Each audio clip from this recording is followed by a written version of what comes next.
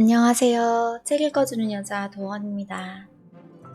오늘 읽어드릴 책은 멋지게 한 말씀이란 책입니다.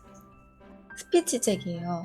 말 그대로 재치 있고 조리 있게 말 잘하는 법을 알려드리는 책입니다. 우리는 작게는 건배사에서부터 첫 만남의 자기소개까지 끊임없이 다수 앞에서 주목받아서 말할 기회가 생기는데요. 이럴 때 스피치 상황에서 멋지게 한 말씀 할 수 있는 직접적인 요령을 읽어드리겠습니다. 말 잘하는 법 읽어보겠습니다.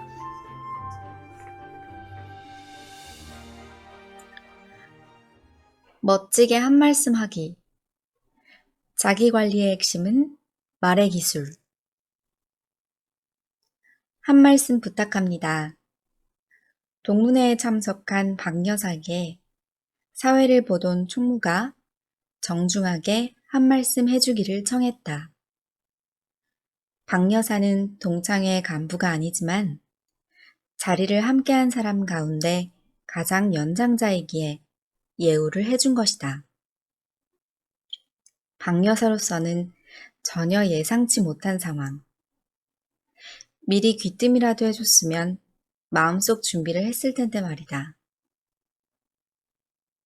엉겹결에 일단 자리에서 일어나긴 했다. 총무가 넘겨주는 마이크를 잡고 입을 연다. 특별히 할 말은 없고요.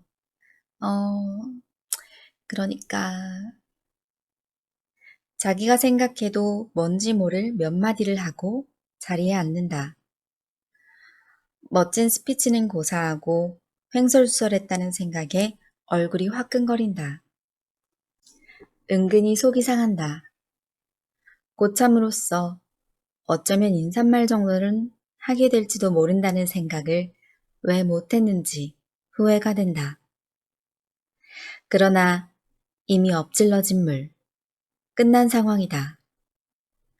아무 생각 없이 행사에 참석한 스스로가 바보처럼 여겨진다. 느닷없이 자기를 지명한 사회자가 야속하기도 하다. 행사가 진행되는 동안에도 박 여사는 조금 전 상황을 계속 곱씹어 본다. 멋지게 한 말씀 했다면 얼마나 좋았을까? 선배로서의 위상과 경륜을 보여줄 수 있는 절호의 찬스였는데, 그러나 돋보이기는커녕 죽을 쓰고 말았으니. 멋있는데? 김대리가 짧은 인사말을 끝냈을 때 박 부장은 속으로 감탄했다. 평소에 과묵하고 성실한 사람이라고 평가하고 있었다. 그런데 즉석 스피치를 저렇게 재치 있게 잘할 줄은 몰랐다. 오늘 그의 스피치를 들어보니 대단한 내공이 느껴진다. 과묵한 것이 실력의 무게처럼 다가온다. 그가 더욱 좋아 보이며 호감도가 높아진다. 앞에 두 가지 사례에서 무엇을 느끼는가? 정말이지 멋지게 한 말씀 할 수 있는 능력이 있으면 좋겠다고 생각되지 않는가? 말 한마디로 자신을 돋보이게 할 수 있다면 얼마나 근사한가? 여러분만 그렇게 생각하는 게 아니다. 조사된 바에 의하면 직장인의 80%가 말을 잘해야 승진할 수 있다고 생각한다. 이건 생각이 아니라 현실이다. 현실이 그렇다면 당연히 말 잘하는 사람이 되도록 노력해야 한다. 말 잘하는 사람이 승진을 잘할 정도로 말이 경쟁력이 된다고 하지 않는가? 그것을 묵살한다면 당연히 경쟁에서 뒤처질 수밖에 없다. 말의 중요성을 강조한 사람은 많다. 영국의 전 수상 윌리엄 글래드스턴은 스피치와 음성을 훈련하는 데 들인 시간과 돈은 그 어느 것보다 보상이 확실한 투자라고 했다. 경영학의 그룹 피터 드루커는 인간의 능력 중 발표력을 가장 중요한 영역으로 보았다. 그는 21세기는 스피치와 리더십의 시대라고 화끈하게 규정지었으며 인간에게 가장 중요한 능력은 자기 표현 능력이며 오늘날 경영이나 관리는 스피치에 의해 좌우된다고 역설한 바 있다. 그들의 권고가 아니더라도 말을 잘하는 것은 사회생활을 하는데 대단히 소중한 능력이 된다. 말이야말로 자기관리의 핵심이다. 그처럼 한 말씀 잘하는 능력이 중요한 것이라면 이쯤에서 한 가지 돌아봐야 할 것이 있다. 그 능력을 향상시키기 위해 과연 얼마나 노력했는지 말이다. 아마도 그 결과는 부정적일 것이다. 여러분만 그런 게 아니다. 말의 중요성을 인식하는 사람은 많지만 의식적으로 노력하는 사람은 그리 많지 않다. 어쩌다가 말에 관한 책을 읽기는 하지만 대개 읽어보는 것으로 끝난다. 끈질기게 훈련을 쌓아 능력을 개발하는 사람은 극히 일부다. 영어 등 외국어 능력을 키우기 위해서는 오랜 시간과 많은 돈을 투자한다. 해외 연수까지 하며 머리 싸매고 덤벼든다. 그런데 조금만 다듬으면 외국어를 하는 것 이상으로 경쟁력이 높아질 우리말 스피치의 게으른 까닭인 무엇인가? 생각을 바꿔야 한다. 우선 우리말 능력부터 향상시켜 놓고 보자. 쉬운 것부터 하자. 외국어만이 인재의 조건이 되는 것은 아니다. 우리말도 회화가 가능한 수준을 뛰어넘어 남들이 감탄할 한 말씀의 달인이 될 필요가 있다. 그에 대한 노력이야말로 그 어느 것보다 보상이 확실한 투자다. 남들과 확실히 차별화될 수 있는 지름길이다. 멋지게 한 말씀 하기. 마이크를 잡으면 와우 라는 감탄사를 끌어내라. 이 책에서 제시하는 한 말씀의 목표는 감탄이다. 영어로 말하면 와윙 스피치가 될 것이다. 감탄한다는 것은 마음속 깊이 느끼어 탐복하는 것이다. 잘한다, 멋지다고 생각하는 것이며 공감한다는 의미다. 청중을 감탄하게 하여 마음을 움직이게 하는 마법의 스피치. 그것이 우리의 목표다. 또한 멋지게 한 말씀 할 수 있도록 마법과 같은 요령을 배우는 것이 이 책이 목표하는 바다. 어차피 해야 할 스피치라면 제대로 멋지게 해야 한다. 듣는 이가 내심 와우 하며 감탄해야 한다. 그럴 자신이 없다? 그럴 목표를 세우지 않았다? 그렇다면 아예 남 앞에 나서서 말하지 않는 게 좋다. 사례탐구. 냉담한 분위기를 일순간에 반전시킨 한 말씀. 10월의 하순경의 어느 날, 인삼을 홍보하는 축제에 참석했다. 한 말씀 하기 위해서였다.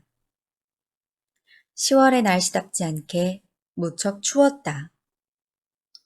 쌀쌀할 거라는 일기예보가 있었지만 그래도 10월인데 하고 무심했던 사람들의 허를 찌른 날씨였다.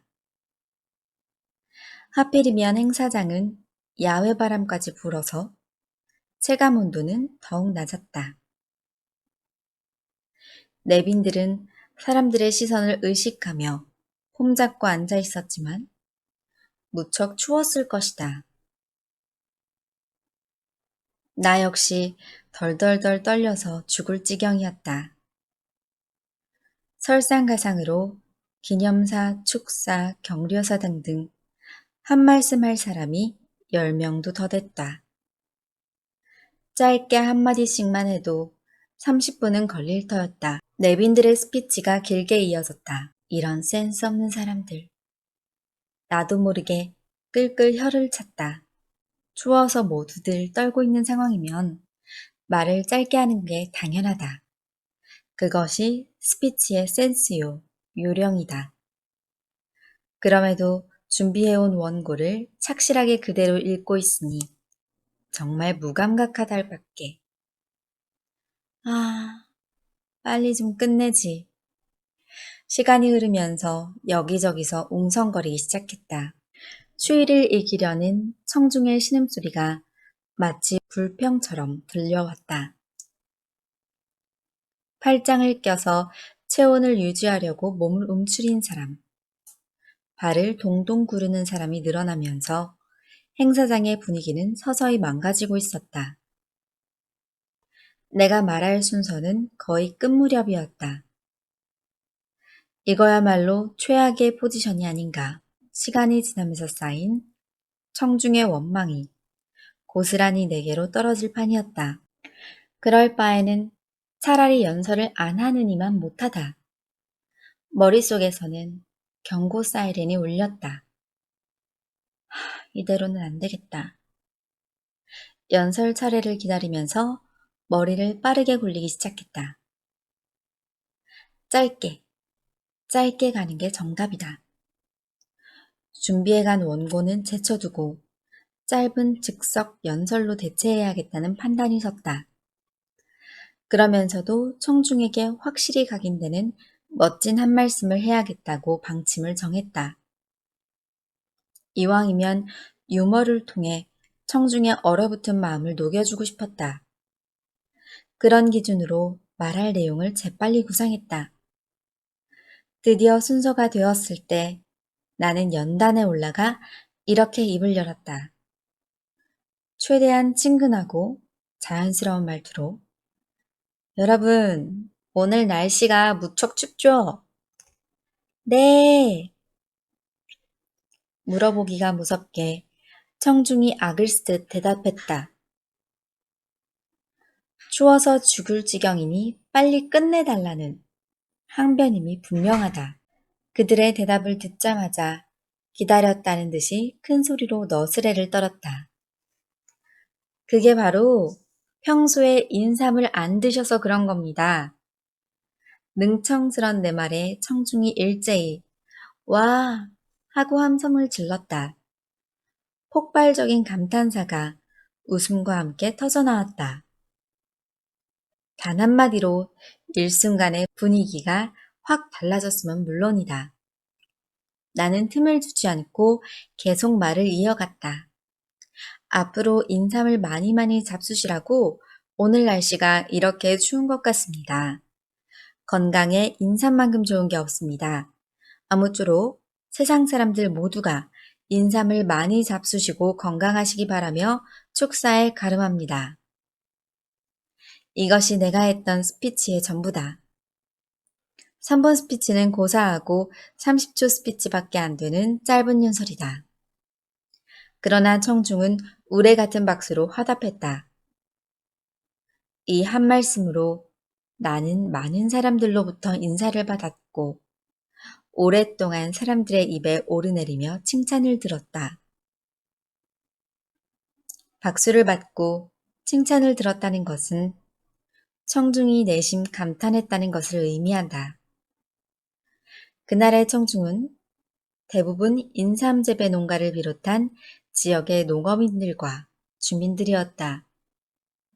그들 앞에서 인삼의 사포닌 성분, 운운하며 신체 기능 조절, 용혈작용, 중추신경계 따위의 약효를 말하고 원산지, 주산지, 생산량을 들먹인 다른 내빈들의 유식한 연설이 머쓱하게 됐음은 말할 것도 없다. 감탄의 조건.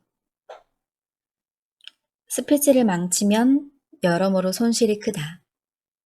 소득 없이 가슴 떨리고 스트레스 받고 시간 낭비하고 이미지도 망가진다. 반면 한 말씀 잘해서 청중의 감탄을 이끌어낸다면 사정은 정반대가 된다.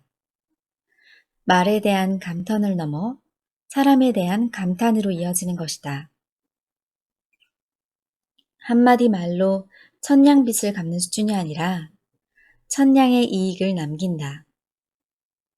청중이 와우 하며 감탄하는 멋진 한 말씀. 그것이 우리가 익혀야 할 기술이다. 청중을 감탄하게 하려면 당연히 감탄할 만한 요소가 말에 담겨야 한다. 감탄할 무언가가 있어야 한다. 멋진 한 말씀을 목표로 삼은 사람이라면 어떻게 해서 감탄 요소를 담을 것인지 항상 머리에 떠올려야 한다. 그것을 알고 싶으면 스스로에게 질문을 던져보면 된다. 여러분이 남의 말을 듣고 감탄한 적이 있다면 무엇 때문이었는지 말이다. 대답해보라. 바로 그 대답이 감탄 요소다. 우리가 목표로 하는 한 말씀은 세계적 명연설이 아니다. 역사의 길이 남을 명작을 꿈꾸는 것도 아니다. 직장인으로, 생활인으로 한 말씀을 해야 할 현장에서 청중에게 강렬한 인상을 줌으로써 와우, 대단한데? 라는 반응을 얻어내려는 소박한 목표요 꿈이다. 그리하여 말하는 기회를 즐기고 좋은 이미지를 쌓아 경쟁력 강화의 계기로 삼자는 것이다. 목표가 분명해야 어떻게 감탄 요소를 실현할 것인지 확실한 방법이 나온다. 1번. 내용. 멋진 한 말씀은 무엇보다 내용이 좋아야 한다.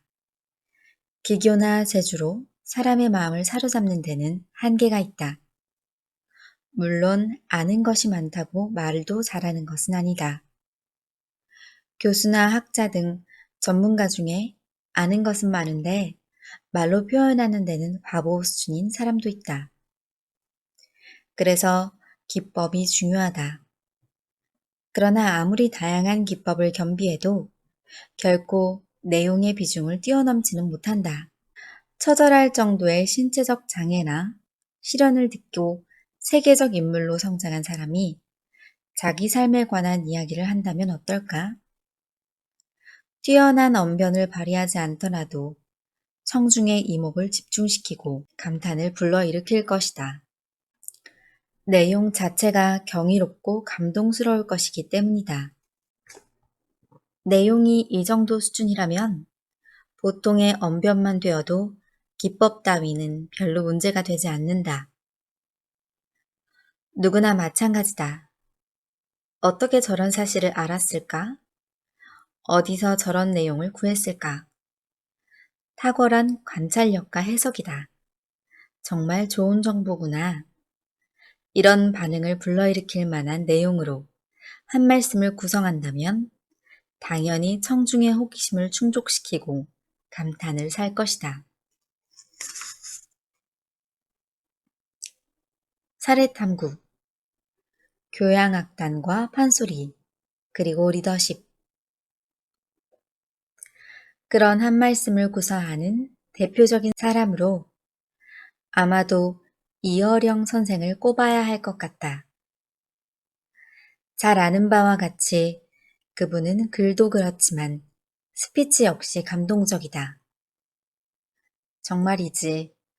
어떻게 저런 사실을 알았을까 싶은 내용으로 가득 차 있다. 그 관찰력과 해석의 독특함에 감탄하지 않을 수가 없다. 더구나 언변까지 금상첨화다. 다음은 이어령 선생이 행한 리더십 관련 연설의 일부다. 청중의 감탄을 소망하는 사람이라면 어떻게 이런 탁월한 내용을 담을 것인지 고민해 봐야 한다. 짧은 사례지만 이것에서 교훈과 영감을 얻기를 기대한다. 좀 더 세밀하게 관찰해 보세요. 교향악단에서 지휘자는 어느 쪽을 봅니까? 관객석을 봅니까? 관객석에서는 지휘자의 등만 보입니다.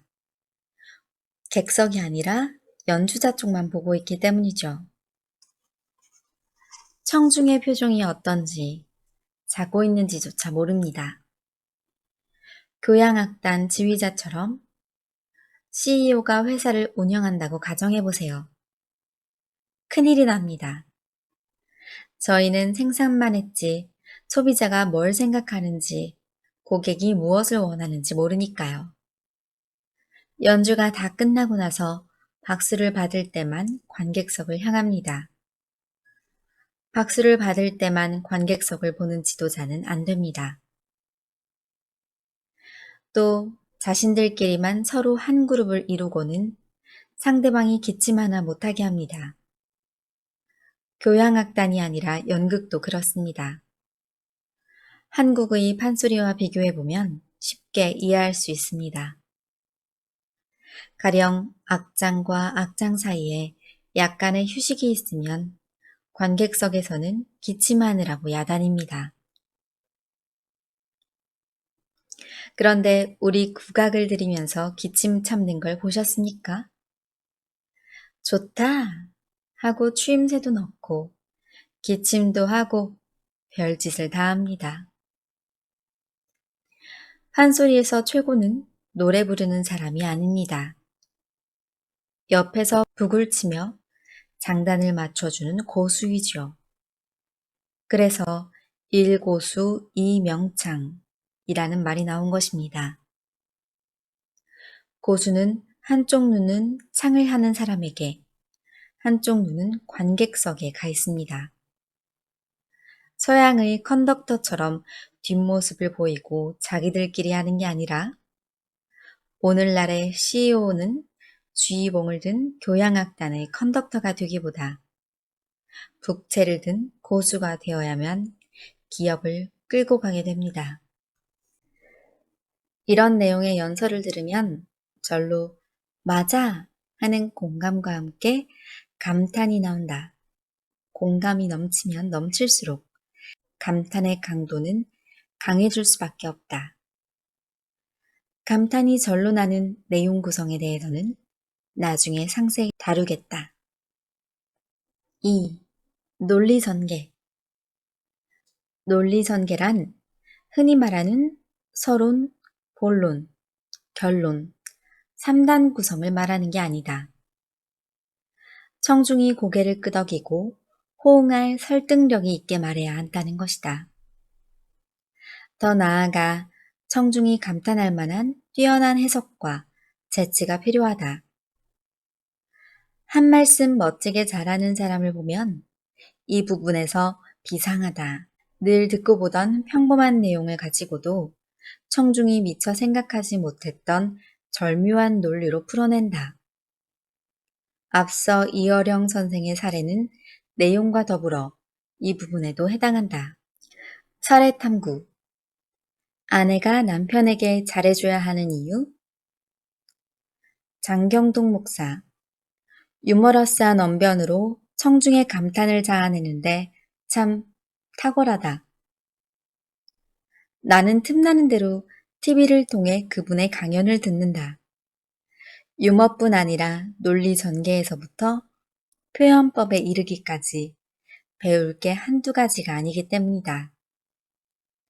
그중 하나를 예로 들어 설명하겠다. 잘 알다시피 우리나라 사람의 평균 수명은 남성이 여성에 비해 6에서 8세 짧다. 이건 상식이다. 장 목사는 수많은 여성 청중에게 부부관계를 설명하면서 이 통계를 기막힌 논리로 써먹었다. 그분의 설교를 들어보자. 여러분, 남편들에게 잘해주세요. 왜 잘해줘야 하느냐? 남편들이 고생을 많이 하니까요. 누가 뭐래도 남자들이 여자들보다 고생이 더 심합니다. 이 부분에서 여성 청중은 마음속으로 에이, 여자가 더 고생하지 남자가 뭘 할 것이다. 그러거나 말거나 장 목사의 설교는 계속된다. 남편이 더 고생하는 걸 뭘로 증명하느냐? 오죽하면 남자가 여자보다 6년이나 더 일찍 죽겠습니까? 청중이 폭소를 터뜨렸다. 감탄했다는 증거다. 폭소는 감탄의 또 다른 표현이니까. 웃기는 논리 같지만 이처럼 명쾌하게 마음에 와닿는 논리도 드물다. 남편이 아내보다 더 고생했다는 것을 논리적으로 설명하기란 매우 어렵다. 복잡해진다.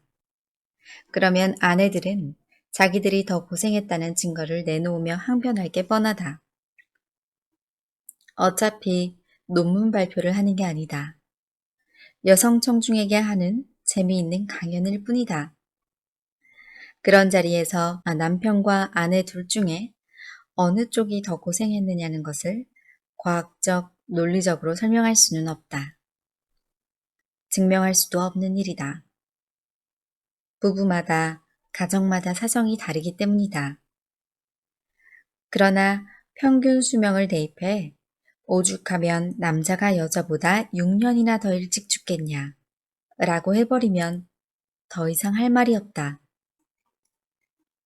이 강연을 들은 사람은 우리나라 남녀 평균 수명을 말할 때마다 장 목사를 떠올리게 될지도 모른다. 이렇게 청중의 마음에 와닿는 명쾌하고 감탄할 만한 논리 전개를 하려면 평소에 훈련되어야 한다.